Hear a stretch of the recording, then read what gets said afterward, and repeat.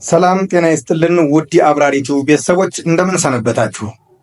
እነሆ ዛሬ የአቫንቲ ወደ ጥቁሩ ገዳም መጽሐፍ ትረካ ክፍል 3ን ይዘንላችሁ መጥተናል። ትረካውን እስከ መጨረሻው ድረስ ተከታትላችሁ ስለ ታሪኩ ያላችሁን አስተያየት በአስተያየት መስጫው ላይ እንድትጽፉልን፣ እንዲሁም ደግሞ ዩቲዩብ ላይ ቁም ነገር ለማየት የምትመጡ አብራሪቲውን ሰብስክራይብ በማድረግ የቻናሏ ቤተሰብ እንድትሆኑና በተከታታይ የምንለቃቸው ቁም ነገር አዘል ቪዲዮዎች መልእክት እንዲደርሳችሁ የደወል ምልክቷን ትጫኑ ዘንድ እያሳሰብን አቫንቲ ክፍል 3 ይቀጥላል። አቫንቲ ወደ ጥቁሩ ገዳም። ደራሲ ኔልሰን ደሚል፣ አዛማጅ ትርጉም ካሳ አያሌው ካሳ፣ ትረካ በአብራሪ ቲዩብ። አቫንቲ ወደ ጥቁሩ ገዳም በኢትዮጵያ የአንድ ወቅት ታሪክና የጥንተ ጥንት አነጋጋሪ ርዕሰ ጉዳይ ላይ የተመሰረተ። አቫንቲ ወደ ጥቁሩ ገዳም ክፍል 3። አቅመ ደካማውን አዛውንት በጨለማው ጥግ ባቆሟት ተሽከርካሪና በግድግዳው መካከል ባለ ቦታ ላይ በጀርባቸው አስተኝተው ብርድ የሚያንዘፈዝፈው ሰውነታቸው ሙቀት እንዲያገኝ ብቸኛ ብርድ ልብሳቸውን ከላይ ደረቡላቸው። ወዲያው ደግሞ ቪቪያን ከጫኑት ስንቅ ላይ በሲኒ የጨለፈችውን ሾርባ በማንኪያ አድርጋ በአፋቸው መጋት ጀመረች። ሦስቱም ጋዜጠኞች የሰውየውን ማንነትና ምንነት በፍጥነት መረዳት አልቻሉም። ሜርካዶ ሽማግሌው የቀይ ዳማ ገጽታ የተላበሱና ሪዛቸው ተንዠርግጎ ከፊል ፊታቸውን የሸፈነው መሆኑን ተመለከተና እንዲህ ያለ መልክ የበርካቶቹ ሴማዊ ኢትዮጵያውያን አይነት መሆኑንም ጠርጥሮ በአማርኛ ቋንቋ እርስዎ ማንዎት ብሎ አዛውንቱን ጠየቃቸው። አዛውንቱም ውሃ በማለት ተናገሩ። ምንም እንኳን አዛውንቱ በአማርኛ ቋንቋ መልስ ቢሰጡትም ሜርካዶ የአንደበታቸው ቅላጼ ስላጠራጠረው የጠየቁትን ውሃ በኩባያ ከሰጣቸው በኋላ ፈጥኖ ወደ ተሽከርካሪው በመሄድ የእጅ ባትሪውን አምጥቶ ፊታቸው ላይ አብርቶ በትኩረት ተመለከታቸው። ሰውየው በፍጹም ኢትዮጵያዊ አይደሉም። ምናልባት ከኤርትራ የመጡ አረብ ሊሆኑ ይችላሉ። ስለዚህ ነገር ጥቂት አውቃለሁ ሲል ሜርካዶ በብርሃኑ የአዛውንቱን ፊት እየተመለከተ ለጓደኞቹ ማብራሪያ ለመስጠት ሞከረ። ጣሊያናዊ ነኝ። አዛውንቱ ፈጥኖ መልስ በመስጠት ሜርካዶ የጀመረውን ትንታኔ ያቋረጡት። ይህንን ሲሰሙ ሁሉም ለደቂቃዎች በየራሳቸው ሐሳብ ተውጠው በጸጥታ ከቆዩ በኋላ ሜርካዶ ከአናታቸው በኩል አልፎ ተንበረከከና እርስዎ ማንዎት? ከየትስ ነው የመጡት? ታመዋል እንዴ? እያለ የጥያቄ ናዳ አጎረፈባቸው። ያም ሆኖ አዛውንቱ አይናቸውን ጨፍነው ጥያቄውን በዝምታ አለፉት። ፐርሴል ይህንን ሲያስተውል ከሜርካዶ እጅ ላይ ባትሪውን ተቀብሎ ወደ አዛውንቱ ጎን ዞረና ባትሪውን አብርቶ መላ ገጽታቸውን በአይኑ ይዳስስ ጀመረ። ዠርጋጋው ሪዛቸው በአግባቡ አልተያዘም። የሰውነታቸው ቆዳም ለረጅም ጊዜ የፀሐይ ብርሃን እንዳላገኘ ያስታውቃል። ቀስ ብሎ እጁን በብርድ ልብሱ ስር አሳለፈና እጃቸውን ያዘው። በእርግጥ እጃቸው ጠንካራ ቢሆንም ቆዳቸው ግን በከፍተኛ ሁኔታ ለስልሷል። ፐርሴል ባየውና በዳሰሰው ነገር ጥርጣሬ ገብቶት እኚህ ሰውዬ ለበርካታ ዓመታት ተዘግቶባቸው ሳይቆዩ እንዳልቀረ ገምታለሁ አለ። አዛውንቱ በጣር ተሞልቶ ለመናገር ሲያቃስቱ ቆዩና እንደምንም አቅማቸውን አሰባስበው በዝቅተኛ ድምፅ በጣሊያን ቋንቋ ማውራት ጀመሩ። ቪቪያንም በማንኪያ የምትግታቸውን ሾርባ ሳታቋርጥ ይበልጥ ተጠግታቸው የሚያወሩትን እያደመጠች ለፐርሴል የተናገሩትን ተረጎመችለት። ሆዳቸው አካባቢ መቁሰላቸውን ነው የተናገሩት አለችው። ሜርካዶ የአዛውንቱን ንግግር ሲሰማ ፈጥኖ ሾርባ የያዘውን ሲኒና ቪቪያን እየጋተችበት ያለውን ማንኪያ ነጥቆ ካጠገባቸው አራቀው። አዛውንቱ የሜርካዶን ድርጊት መቃወማቸውን በምልክት ሲገልጹለት ቪቪያንም ሁኔታቸው አሳዝኗት የቀማትን ማንኪያ መልሳ ለመንጠቅ ሞከረች። ሜርካዶ ማንኪያውን ይበልጥ ከቪቪያን እያራቀ የቁስሉን ሁኔታ እስክናየው ድረስ መብላት እንደሌለባቸው ንገሪያቸው አላት። ቀጥሎም የእጅ ባትሪውን ከፐርሴል ተቀብሎ አበራውና ብርድ ልብሱን ቁልቁል ገፎ ሲያበቃ ሰውነታቸውን የተከናነቡትን ሸማ ገልጦ የቆሰለውን አካባቢ ተመለከተው። ሆዳቸው አካባቢ የከፋ ቁስለት ተፈጥሮ ዙሪያው በደም ተጨማልቋል። ይህ እንዴት ሊከሰት ቻለ? ማን ነው እንደዚህ ያደረገዎት? ብሎ ጠየቃቸው። አዛውንቱ አንገታቸውን ነቅንቀው የሽጉጥ ጥይትና የከባድ መሳሪያ ፍንጥርጣሪ ነው ብለው መልስ ሰጡት። ሜርካዶ የተመለከተው ቁስለት በጣም ስላስደነገጠው አይኑን ወደ ቪቪያንና ፐርሴል እያንከራተተ አሁን ምንም ልንረዳቸው አንችልም፣ እስኪነጋ ድረስ በጸጥታ እንዲተኙ እንፍቀድላቸው አላቸው። ፐርሴል ለአፍታ አሰላሰለና እስኪነጋ የሚሆነውን አናውቅም፣ ሊሞቱም ይችላሉ። ስለዚህ ከእሳቸው ጋር ማውራትን ብትቀጥል ነው የሚሻለው ሄንሪ ብሎ ተናገረ። ሜርካዶ በንግግሩ በስጨት ብሎ ለካ እንደዚህ ጨካኝ ስለሆንክ ነው የፑሊትዘር ተሸላሚ ለመሆን የበቃው ፍራንክ። አሁን ግን አዛውንቱን ለቀቅ አድርጋቸው ይረፉበት አለው። አዛውንቱ ጓደኛ ማቾቹ የሚለዋወጡትን ቃላት ለመከታተል በሚመስል ሁኔታ አንገታቸውን ቀና አድርገው ሁሉንም አፈራርቀው መመልከት ሲጀምሩ ሜርካዶ ሐሳቡን ቀይሮ አሁን ትንሽ ነቃ ያሉ ይመስላል። ስለዚህ የሚሆነው ስለማይታወቅ ስማቸውን ብቻ ብንጠይቃቸው መልካም ነው አለ። ፐርሴል እሺ ቀጥሉ ብሎ ምላሽ ሲሰጠው ቪቪያን ደግሞ የተለመደ የትርጉም ስራዋን ለማከናወን ከአዛውንቱ አናት በኩል ፈጥና ተቀመጠች። ሜርካዶም ያቋረጠውን ጨዋታ በጣሊያንኛ ቋንቋ ከሽማግሌው ጋር ቀጠለ። ሆዶ አካባቢ ክፉኛ ስለተጎዱ ተጨማሪ ምግብ ልንሰጥዎት አንችልም። ነግቶ እርዳታ እስኪያገኙ ድረስ ረፍት ማድረግ ብቻ ነው የሚኖርብዎት። ከዚያ በፊት ግን ስምዎን ይንገሩን አላቸው። አዛውንቱ ከንፈራቸውን አላቀው ቀዝቃዛ ፈገግታ አሳዩና እናንተ ጥሩ ሰዎች ናችሁ፣ ለመሆኑ እዚህ ምን እያደረጋችሁ ነው ብለው ጠየቁ። ጋዜጠኞች ነን ብሎ ሜርካዶ መለሰላቸው። አሃ ጦርነቱን ልትዘግቡ ነው የመጣችሁት? እንግሊዛውያን ናችሁ አሜሪካውያን? ሽማግሌው ደግመው ጠየቁ። ከሁለቱም የተቀላቀልን ነን። አሁንም ሜርካዶ ፈጥኖ ተናገረ። ሽማግሌው እንደ በፊቱ ቀዝቃዛ ፈገግታ አሳይተው ለማንኛውም ጥሩ ሰዎች ናችሁ አሏቸው። ሜርካዶ እባክዎ ስምዎ ማን ይባላል ይንገሩን ብሎ ደግሞ ጠየቃቸው። ጁሴፔ አርማኖ እባላለሁ፣ ካህን ነኝ። ለጥቂት ደቂቃ በመካከላቸው ዝምታ ሰፈነ። ከውጭ ሰማ የነበረው የተኩስ ልውውጥም ቀስ በቀስ እየቀነሰ መጥቶ ድምፁ ጠፋ። ሜርካዶ በዝግታ የካህኑን እጅ ጨበጠና አባቴ ምንድነው የገጠመዎት ነገር አላቸው። አዛውንቱ ካህን የህመም ስቃይ ድምፅ አሰምተው ዳግመኛ በዝምታ ተዋጡ። ይህንን ሲያስተውል ሜርካዶ እጃቸውን ይበልጥ አጥብቆ ያዘና አባታችን ማውራት ይችላሉ ብሎ ጠየቃቸው። ካህኑ እንደ መባነን ብለው አዎ እችላለሁ፣ የግድ መናገርም አለብኝ፣ እየሞትኩ ነው መሰለኝ አሉት።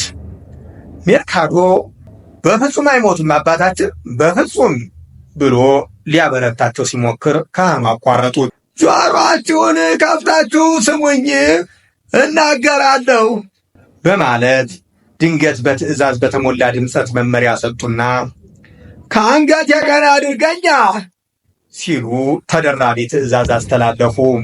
ሜርካዶ ወዲያው የድንጋይ ቁራጭ አምጥቶ በመኝታ ፍራሹ ስር ከቶ ከአናታቸው ከፍ ሲያደርጋቸው ቪቪያን ደግሞ በመሐረብ አርሳ ከንፈራቸውን በውሃ ማርጠብ ጀመረች። ሽማግሌው በረጅሙ ተነፈሱና ስሜ አባ ጁሴፔ አርማኖ ይባላል። በቅዱስ ፍራንሲስ አጥቢያ ሲኖዶስ የተቀባሁና በሲሲሊያዋ ብሬኒ መንደር የተመደብኩ አገልጋይ ካህን ነኝ። የመጨረሻ ዘመኔን ያሳለፍኩት ብለው ወጋቸውን አቋረጡና ለመሆኑ አሁን ስንት ዓመተ ምህረት ነው ብለው ጠየቁ። 1967 ዓመተ ምህረት ነው አባታችን ሲል ሜርካዶ መልስ ሰጣቸው። ስለዚህ ከ1928 ዓመተ ምህረት ጀምሮ ሲቆጠር የታሰርኩበት ዘመን 40 ዓመት እየሞላው ነው ማለት ነው። አዎ ለ40 ዓመታት ከዚህ አካባቢ በስተ ምስራቅ በኩል ባለ ጫካ ውስጥ ታስሬ ነው የቆየሁት አሉ። ሜርካቶ በሰማው ተደንቆ 40 ዓመታት ብሎ ፐርሴልን ተመለከተና አይኑን ወደ ካህኑ መልሶ ለምን አባታችን 40 ዓመት ሙሉ የታሰሩት ለምንድን ነው ብሎ ጠየቃቸው። ከዓለም ለይተው ያቆዩኝ ሚስጥራቸውን ለመጠበቅ ሲሉ ነው። አይገርም ነገር እኔም እንደነሱ ካህን ሆንኩባቸው። ነገር ግን አክራሪ የጥንታዊ እምነት ስርዓት አራማጆች ስለሆኑ ሊለቁኝ አልወደዱም። ቅዱስ ደሙ በእጃቸው ይገኛል እና ደግሞ አባ አርማኖ እንደዚያ እየተናገሩ ሳለ ድንገት ድምፃቸው ተቆራረጠና ቀጥ አለ። በጸጥታ ውስጥ ሆነውም ሰማዩን ማየት ጀመሩ። ሜርካቶ ወሬው አጓጉቶት ስለነበር በፍጥነት በዝግታ ይቀጥሉ ባክዎት ብሎ ጨዋታቸውን እንዳያቋርጡ ይማጸናቸው ገባ። እሺ ቀጥላለሁ። ወደ ብሬን ሄዳችሁ ታሪኬን ልትነግሯቸው ይገባል። አባ ጁሴፔ አርማኖ ብትሏቸው ማንም ያውቀኛል። እዚያ ቤተሰቦች አሉኝ። አንድ ወንድምና 2 እህቶች በሕይወት ይኖሩ ይሆን ሲሉ አይናቸው በእንባ ተሞላና የእንባ ዘለላው ጉንጫቸው ላይ ይፈስ ጀመረ። ነገር ግን በሐዘን ተውጠው ብዙ መቆየት አልፈለጉም። እንደምንም ስሜታቸውን ገታ አድርገው በፍጥነት ታሪካቸውን መናገር ቀጠሉ። የመኖሪያ መንደሬን ትቼ የወጣሁት በ1927 ዓመተ ምህረት ነው። አንድ ሰው መጥቶ ከሁለተኛው የሞሶሎኒ ሰራዊት ጋር ለመዝመት እንደተመለመልኩ ነገረኝና እንደ እኔ የተመለመሉ ሌሎች ካህናትን ጨምሮ ከመንደሩ ይዞን ወጣ። ሞሶሎኒ ለዘመቻ ባደራጀው ሰራዊት ውስጥ ካህናት እንዲካተቱ ፈልጎ ነበር።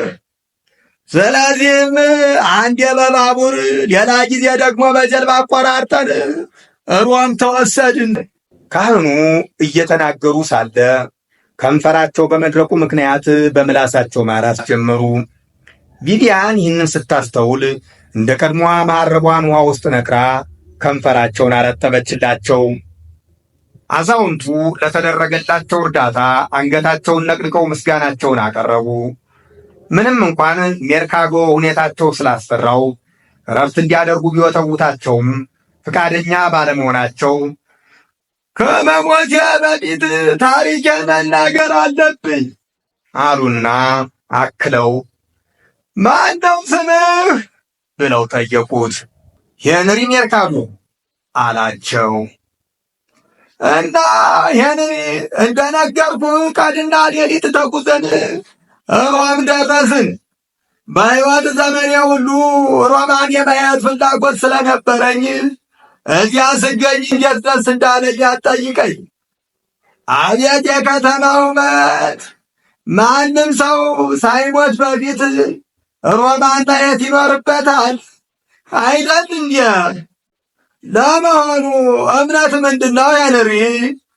ካቶሊክ ነው ብለው ካህኑ ጠየቁ።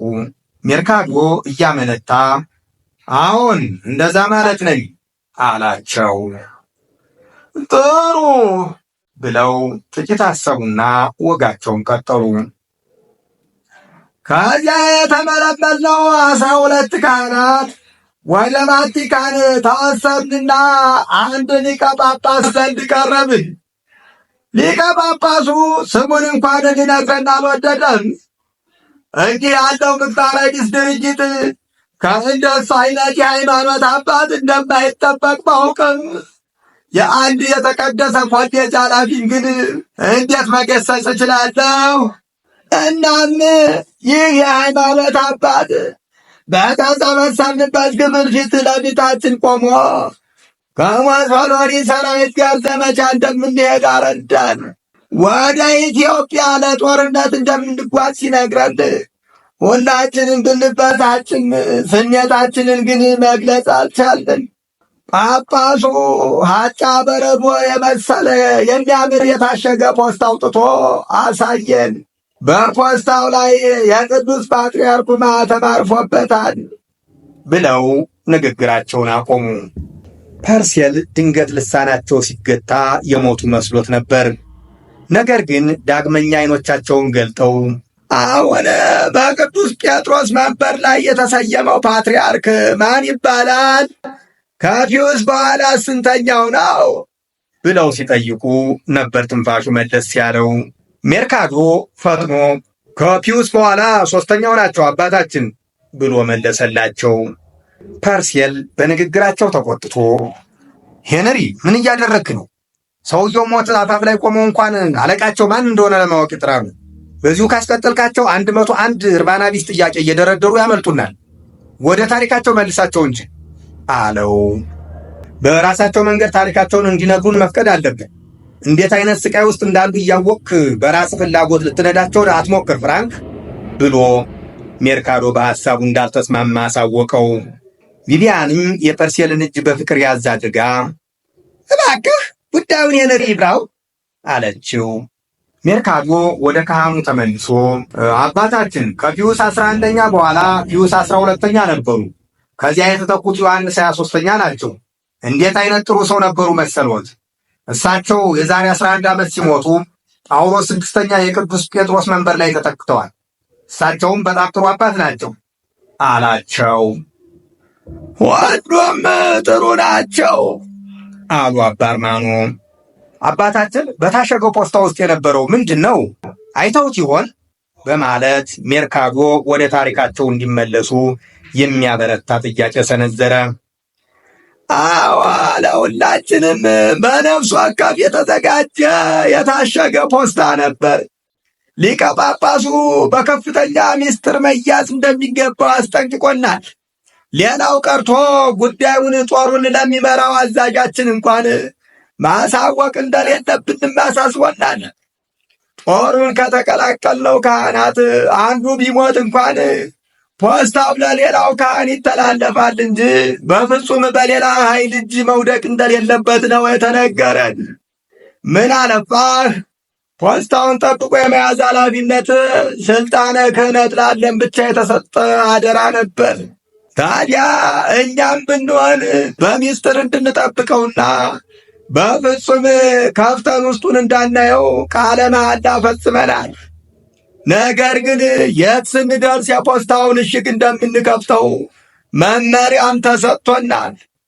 በሆነ ምክንያት ሌላ ኃይል እሽጉን ቢከፍተው በውስጡ ያለው መልእክት የተጻፈው በላቲን ቋንቋ በመሆኑ ለመተርጎም ስለሚቸገር መልሶ እንድንተረጉመው እኛኑ ማስገደዱ እንደማይቀር ነበር ጳጳሱ የነገረን። ስለዚህም ፊደሉን አይተን የውሸት ትርጉም በመንገር ወረቀቱን እንድናቃጥለው ጥብቅ መመሪያ ሰጥቶናል። ካህኑ እዚህ ጋር ሲደርሱ በኃይል ተንፍሰው በጸጥታ ተዋጡ። ቪቪያን ለፐርሴል የምትሰማውን የካህኑን ታሪክ ስትተረጉም ቆይታ በጠማማ ላይ ታሪክ ነው አይደል? ሄንሪ እባክህ አስቀጥላቸው አለችው። በራሳቸው መንገድ ይቀጥላሉ ብሎ ሜርካዶ ተናገረ።